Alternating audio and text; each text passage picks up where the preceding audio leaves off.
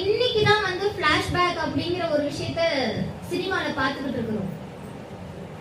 ஆனா 12ஆம் நூற்றாண்டிலேயே சேக்கிழார் இதை கொடுத்துட்டு போனார்.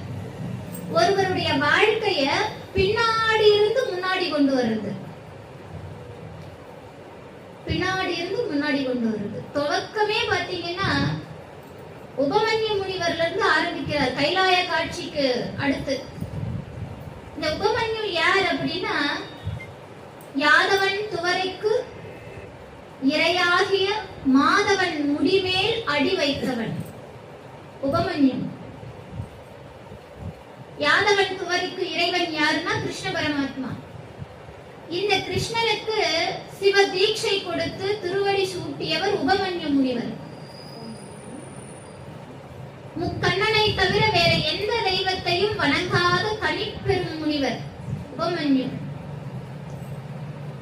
இவர் அழுதாருங்கிறதுக்காக பார்க்கடலையே பாலா கொடுத்துட்டார் நம்ம சுவாமி.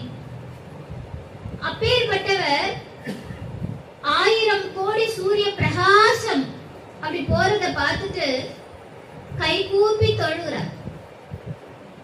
அவர்கிட்ட உபதேசம் வாங்கி கொண்டிருந்த ஏனைய முனிவர்கள் கேட்கிறாங்க, சீடர்கள் கேட்கிறாங்க, சுவாமி எம்பெருமானை தவிர வேற யாரையும் தங்களுடைய கரம் கூப்பி வணங்கியதை நாங்கள் கண்டதில்லையே, இப்போது யாரை வணங்குகிறீர்கள்? தாம் எழுந்து நின்று வணங்கும் அளவிற்கு அவர் யார்? அப்போ உபமன்யு முனிவர் சுந்தரருடைய வாழ்க்கை வரலாறை சொல்வதாக கதை ஆரம்பிக்கிறது. இது சேக்கிழாருடைய ஆரம்பம். இதுதான் பெரிய